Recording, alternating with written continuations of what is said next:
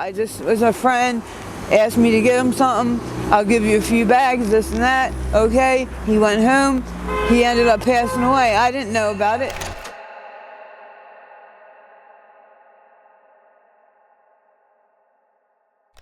Let's do a little throwback. How was school? Take us in high school. What type of student were you?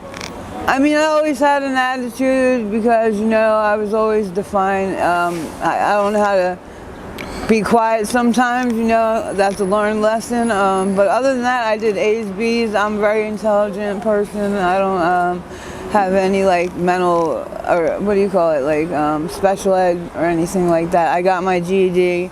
I had planned on getting my diploma, but because I followed a man who was much older than me, he groomed me and, pretty much got me thinking that I needed to have an apartment at the age of 15. How old was he? He was 21 and I was 13. How did your family react when they found out you was dating an older guy? Like I said, I didn't never really have a family. My mom was in and out. My dad didn't claim me. So my mom, after much persuasion, she let it go because she didn't even have somewhere to put me. Well, I had a drug-addicted mother who had an abusive boyfriend, and I thought I would know better than to do drugs. I thought it would never be me, but I got a lot of abuse and trauma in my life. I started taking pills at 21, trying to be independent, had a daughter at 17. It was a struggle, but I was looking for love in all the wrong places, and the only thing that made me feel better was that pill. It made me feel like I could take away all the pain that I was caused and be able to not worry about all the stress I was under.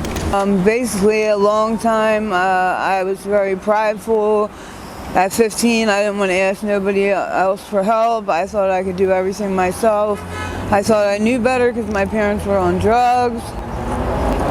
I thought it would never be me, but I got introduced to a Percocet, not from surgery, but from a friend who thought it would help me feel emotionally better. It definitely did. At first they were very cheap and I could afford them, and before you know it, I was on them. It took me till I was 27 to hit hard drugs. I never wanted to do that. That was never the thing, but I lost custody of my children over it. After that, I caught my first case, possession paraphernalia. It was like a big repeated cycle. Yeah, I've been in and out about 12 to 15 rehabs. I keep trying. It's just the fact that I don't have good structured people around me, and the few people that I do really love and want to be around, I would have to let go of. And I know that my mom loves me regardless of her past, and she is clean now for the most part, but it is a lot of, I'm so caught up in doing it now. That's my only crush. It's like my only lover. It's the only one that I know won't betray me. You know what I mean? And sometimes it's so sad that, to feel like that I just want to escape. I smoke crack and I was doing heroin, but then they changed the heroin into this nasty trank fetty. I think they're trying to kill us all off instead of getting us help. I feel like, and then when I would go away to get help, it was miserable for me because I didn't have anybody to talk to, and even the people that I would meet, they didn't really have time for me. They have busy lives too, and the people I wanted to be with, it was always right around the neighborhood that I was in getting high. So now you said crack is your main drug of choice? Crack, but I also have an addiction to the fentanyl and trank. To trank. And with the trank, do you snort or do you shoot? I do shoot it. You shoot it? How long does that last, the high? It's not like a Percocet. That's the high I was chasing. Now it's just out of necessity. They didn't tell you when you first start doing it that's what it is, but then you get addicted to that very much quicker. The withdrawal is almost a month long. You know what I mean? You just don't, after doing it for, I've been on it now for 10 years, between all the opiates and fentanyl and all, thanks to the doctors and everything. So, and on top of, you know, me continuing on and increasing my use. So I've been on and off so long that I don't feel right without having something. My body chemistry is messed up. You know, it's very hard to get onto Suboxone, and I don't want to be a slave to methadone because I'll never be able to have a life as it is. Like, I can never go anywhere. I'm still picking up that drug every day. I know it's safer or whatnot, but it's also very hard to get off of. I've been on it before, and I always end up, like, you know, feeling ill and ended up using again. What do you think are your triggers? What trigger you to go off on that me run? Now, I wish I would have gotten clean when my children were small. My daughter was 10 years old when she was taken from me, and I really wish I would have took that time to get clean quick. I was in foster care for 6 years, 7, 8 years, so I thought I had time. I was in jail when they caught me. When I got out of jail, they told me I had less than 10 months to get my stuff together, or they were taking my parental rights away. And that was including housing, that was including a job, that was including being clean. I didn't get all that done in time, and once I lost her, I didn't have a reason anymore. And then also, I just didn't want to put my daughter through any more trauma. I can't, being an addict, know that I'm going to always be 100% right, and I don't want her. I want her to have a better life than me. And thank God she's 22 years old. She's doing very well, and so I must have did right in some ways. She was never neglected. She always had something to eat. I feel like they pull certain kids out that don't really need it, and then other kids that really need it, they keep them in there. And I know friends of mine whose children have died in foster care. I know foster care parents that have 12 kids in one house. They're doing it for a check. They don't care about the kids. I was in group homes. I was molested by children.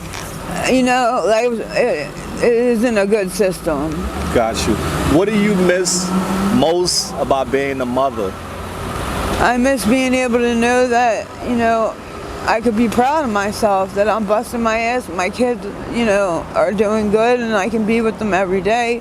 I miss being able to play games with them. I miss being able to just be able to have my kids say, like, I love you and you're a good mom.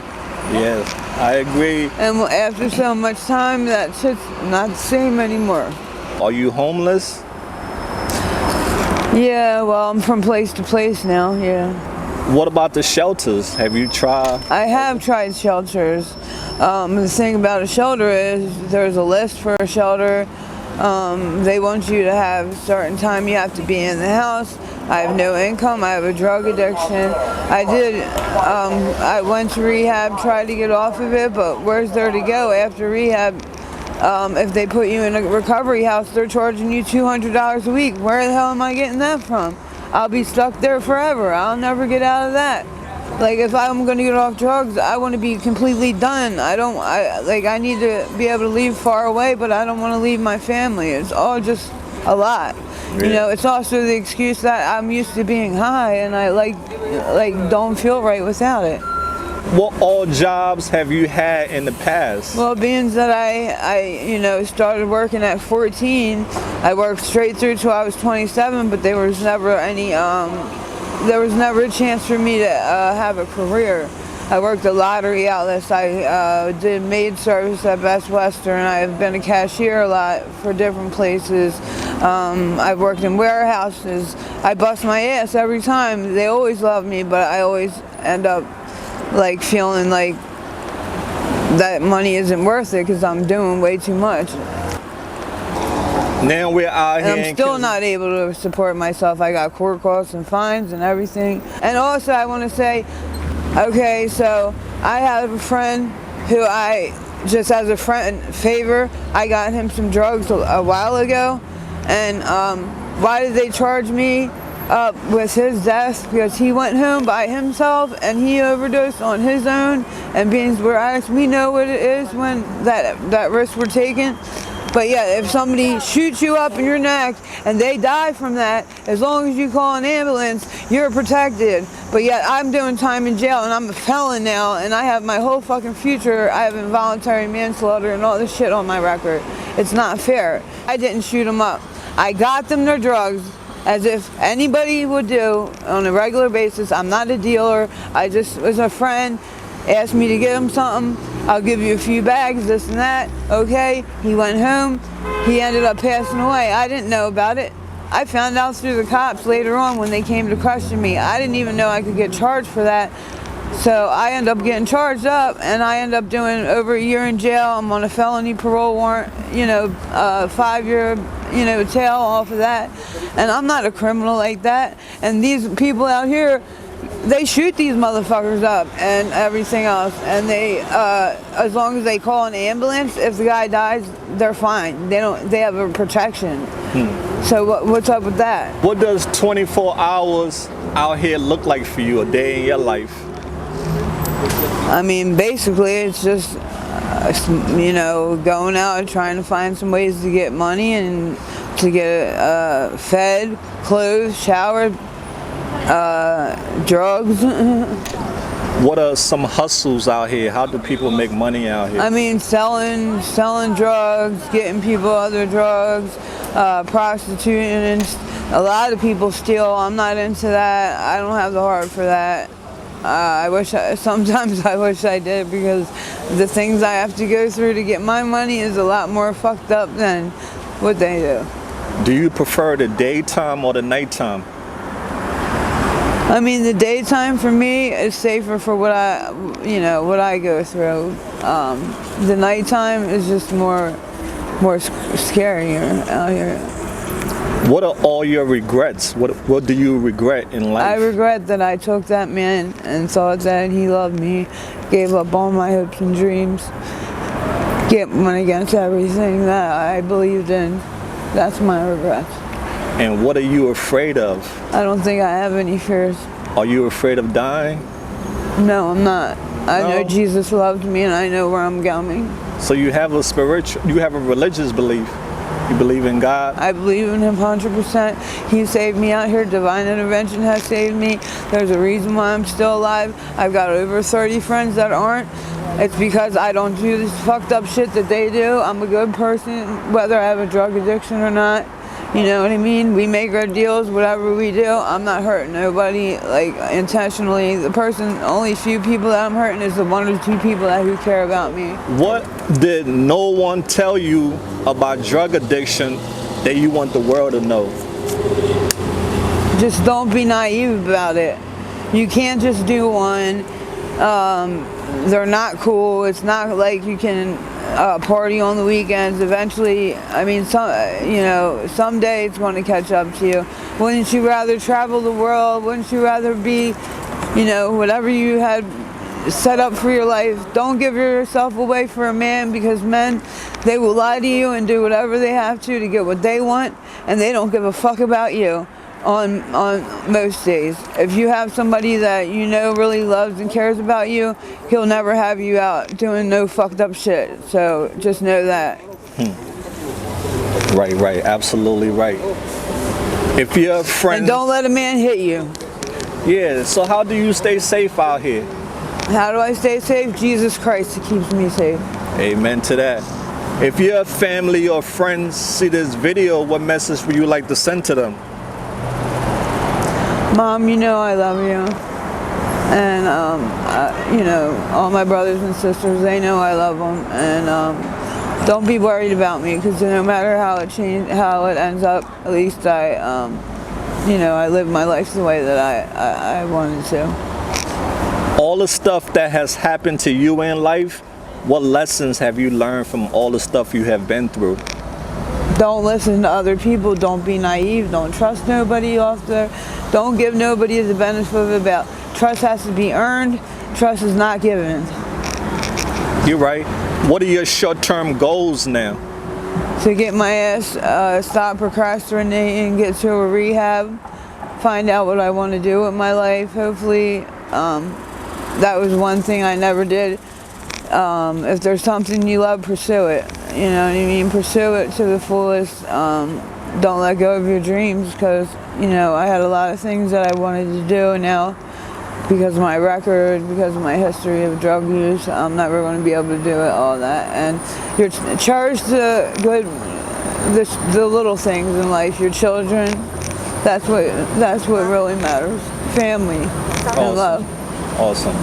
And this one is to take us home. There are a lot of people in this world who judge people who struggle with drug addiction. What's your message for the world? That our struggle is just more obvious. Everybody struggles with something.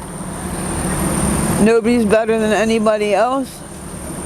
And we're not bad. Not all. Please don't stereotype everybody. Like, just because I do drugs does not mean that I will rob you or I'm a bad person. I have one more thing. Yeah. That man will get you high before you get him sober. Because trust me, I left rehab and now I regret it. All right. So fam, don't be bitter, be better. Until next time, we out there. Peace out.